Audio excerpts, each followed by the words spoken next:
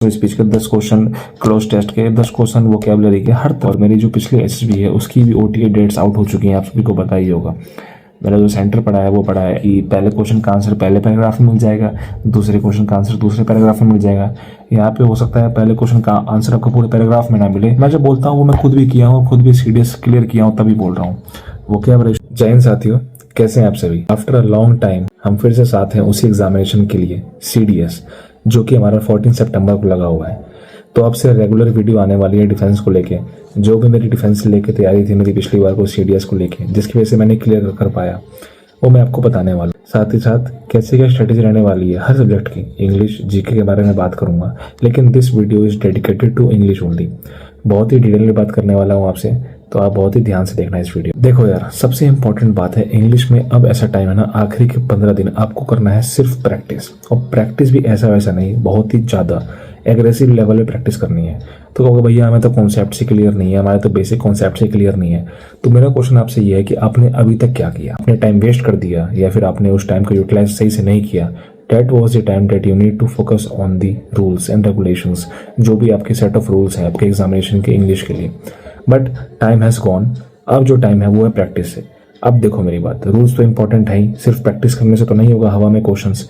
तो उसके लिए मैं आपको बता दूं भाई, प्रैक्टिस करोगे, जो एक नया रूल आए उस रूल को सिर्फ अपने कॉपी में लिखना साथ के साथ। मैंने यही किया था आखिरी टाइम में। वैसे तो मेरे रूल्स मजबूत थे, बट जब भी कोई नया रूल आता था तो मैं उस रूल को एक अलग से पेज में लिखता था। उससे क्या होगा ना कि जब भी वो रूल नेक्स्ट टाइम आएगा, क्योंकि रिपीट होता है, कॉन्सेप्ट तो लिमिटेड है, इंग्लिश के क्वेश्चन तो नहीं से अलग से बन नहीं जाएंगे, कॉन्सेप्ट तो लिमिटेड है, अलग अलग टाइप के सेंटेंस बनेंगे और उस पर क्वेश्चन बनेंगे। तो लेकिन कॉन्सेप्ट सेम है, तो कॉन्सेप्ट को एक बार आप लिख लोगे तो उस टाइप के क्वेश्चंस में जब भी आएगा तो आप बेटर परफॉर्म करोगे। इससे क्या होगा कि आपके जो मेन डाउट्स हैं कॉन्सेप्ट्स को लेके वो भी क्लियर होते जाएंगे समय के साथ साथ। सबसे पहले तो आप ये मानो कि आपको डेली 2 से 2.5 घंटा आपको इंग्लिश को देना है, क्योंकि इंग्लिश इज द की। यहाँ पे आप जितना मैक्सिमम स्कोर कर सकते हो उतना करने की कोशिश करो, डेट्स द रियलिटी। क्योंकि ब्रदर, इंग्लिश एक ऐसा सब्जेक्ट है जो कि आपको सीडीएस की नैया पार कराएगा 100%। जीके आपको धोखा दे सकता है, मैथ भी 1 मिनट के लिए आपको धोखा दे सकता है, बट इंग्लिश कभी धोखा नहीं देगा। इंग्लिश अगर धोखा देगा तो वो जीके मैथ्स में इजी कर देगा, लेकिन इंग्लिश में जनरली बच्चा, कह रहा हूँ मैं, 60 नंबर स्कोर करता है और ये अच्छा स्कोर माना जाता है। 60 नंबर तो आपको स्कोर करना ही पड़ेगा, उससे ऊपर आप जितना ले जा सको उतना अच्छा है। जितना स्कोर आप यहाँ मैक्सिमम करोगे उतना ही कम प्रेशर आपको जीके पे पड़ेगा, और if you are preparing for IMA उतना ही कम पड़ेगा आपको मैथ को लेकर। जितना मैक्सिमम स्कोर कर सकते हो इंग्लिश में करो। अब इंग्लिश में स्कोर करने के लिए आपको मैंने प्रैक्टिस का तरीका बता दिया। किताब बता दूं, किताब अगर ढूंढ रहे हो इंग्लिश के लिए तो सबसे बेस्ट है ओसवाल की बुक। खुद भी यहाँ से क्वेश्चन प्रैक्टिस करता हूँ और कोई प्रमोशन नहीं है सच, आपको डिस्क्रिप्शन में इस बुक का लिंक मिल जाएगा। यही बुक यूज करता हूँ मैं सीडीएस की, आपको इसका बुक का लिंक डिस्क्रिप्शन में मिल जाएगा। इसकी नई किताब, नई वर्जन भी आया मेरे पास, वो है, पढ़ा भी है, लेकिन मैं आपको ये भी दिखा रहा हूँ। अगर आप ये बुक भी लेते हो तो काफी बेस्ट रहेगा आपके लिए। तो इस बुक से भाई मैं डेली प्रैक्टिस करता हूँ, ठीक है। डेली आप मेरे चेक कर सकते हो, यहाँ पे मैंने बहुत सारे क्वेश्चन प्रैक्टिस करे हुए पहले से भी। सीडीएस 1 2025 में प्रैक्टिस करे थे और इस सीडीएस 2 2025 में प्रैक्टिस कर रहा हूँ। One of the toughest paper of CDS history English, ठीक है। इंग्लिश का सबसे टफेस्ट पेपर था वो। 72 क्वेश्चंस एक्यूरेट करते हैं, जिसका मार्क्स होता है अराउंड 56 के अराउंड। तो टफ पेपर में भी बहुत ही आपको काम रहना पड़ेगा, क्योंकि टफ जो है वो सबके लिए है और ईजी सबके लिए है। तो ये बात मान के चलो, इंग्लिश बहुत तगड़ा तैयारी कर सकते हो अगर आप चाहो तो। मैं आपको बताता हूँ अपना डेली रूटीन इंग्लिश को लेके। इंग्लिश ना कभी एक दिन में सही नहीं होगी तुम्हारी, इंग्लिश तुम्हें थोड़ी थोड़ी डेली पूरी करनी पड़ेगी। अब यहाँ पे जो थोड़ी थोड़ी मैंने बोला उसे ज्यादा तक कन्वर्ट कर लो, यानी अब तुम्हें ज्यादा से ज्यादा करनी पड़ेगी इंग्लिश, और डेली तो करनी ही पड़ेगी। सबसे पहले करोगे डेली सुबह उठते ही 100 वोकैब्स डेली करोगे तो वो तुम्हारे माइंड में बैठेगा। अगले 15 दिन में करोगे तो भी तुम्हारे 1500 वोकैब्स हो गए। बहुत ज़्यादा इंपॉर्टेंट है ये, बहुत ज़्यादा जरूरी है, क्योंकि इंग्लिश से कॉम्प्रिहेंशन जो होता है वो एक टफ लैंग्वेज यूज करता है। वहाँ पे वेरियस वोकैब्स आती हैं जो कि आपको कॉम्प्रिहेंशन को समझने में हेल्प आउट करेंगी। बट अगर आप लोग की वोकैबुलरी कमजोर है तो आप उस कॉम्प्रिहेंशन को, इजी क्वेश्चन को भी आप नहीं कर पाओगे। एक्चुअली इट इज टफ, ठीक है, इजी बोलते हैं, but actually the language used by UPSC is tough for the comprehension. तो ये वैसे कॉम्प्रिहेंशन नहीं है 12th लेवल पे कि पहले क्वेश्चन का आंसर पहले पैराग्राफ में मिल जाएगा, दूसरे क्वेश्चन का आंसर दूसरे पैराग्राफ में मिल जाएगा। यहाँ पे हो सकता है पहले क्वेश्चन का आंसर आपको पूरे पैराग्राफ में ना मिले, हो सकता है वो उसके अंदरूनी मीनिंग हो, इम्प्लिसिट मीनिंग हो। तो इतना टफ पेपर होता है, तो उसके लिए मल्टीपल प्रैक्टिस करते रहो। तो स्टार्टिंग से बात करते हैं। वोकैब आपको डेली 100 वोकैब करनी है। उसके बाद आप क्या करो, रूल्स, आपने जो रूल्स बनाए होंगे, होपफुली कुछ तो रूल्स बनाए होंगे ना, कुछ भी, उस रूल को रिवाइज करो। रूल नोटबुक होती है सबकी, मैं आपको दिखाता हूँ। मैं जब बोलता हूँ वो मैं खुद भी किया हूँ, खुद भी सीडीएस क्लियर किया हूँ, तभी बोल रहा हूँ।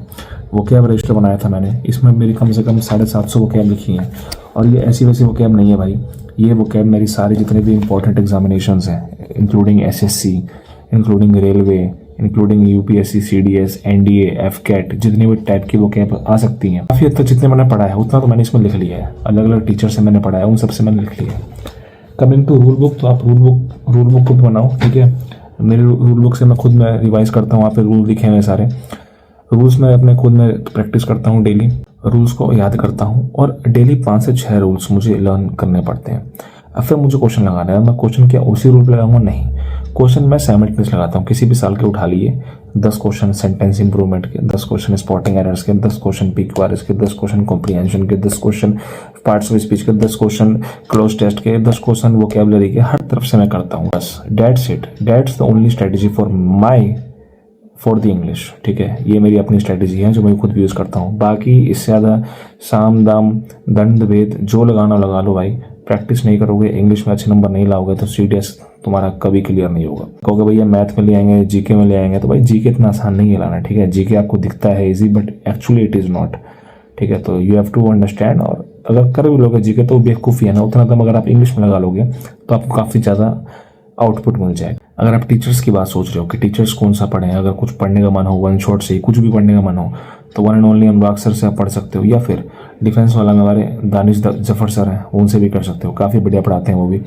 तो दोनों ही टीचर्स बेस्ट हैं। अब यहाँ पे कंपैरिजन मत करने लग जाना कि भाई किन से पढ़े, ये बस तुम लोग के बहाने होते हैं ना पढ़ने के। भाई दोनों से पढ़ लो, मैंने दोनों से ही पढ़ा है। अनुराग भैया काफ़ी बेसिक से कराते हैं, तो मुझे उनकी ये बात अच्छी लगती है। दानिश सर के लेवल क्वेश्चंस का थोड़ा हाई होता है, वो आपसे ज़्यादा एक्सपेक्टेशन रखते हैं, तो उसके हिसाब से अगर आप अनुराग सर से स्टार्ट करो, उसके बाद आप दानिश सर पे जाओगे तो आपको काफ़ी ईजी लगेगा। तो that's the strategy, that's the only strategy. अब इसके अलावा कोई वीडियो आने वाली है नहीं इंग्लिश को लेके, अगली वीडियो जीके पे आएगी, तो उसके लिए वेट करना। और मेरी जो पिछली एसएसबी है उसकी भी ओटीए डेट्स आउट हो चुकी हैं, आप सभी को पता ही होगा। आप लोग का सेंटर कहाँ पड़ा है? अगर आप लोगों ने पिछला सीडीएस निकाला हो तो मुझे ज़रूर से कमेंट करना कि आपका सेंटर कहाँ पड़ा है। और जब भी आप एसएसबी देने जाओ तो आपको पता ही है सबसे बेस्ट होता है एसएसबी स्टे। इलाहाबाद, भोपाल, जालंधर, तीनों जगह आपको मिल जाएगा। अगर मैं जालंधर एसएसबी देने जाता तो मैं ज़रूर मिलता, एसएसबी स्टे में ही अपना स्टे कंफर्म करता, but I am not going to that.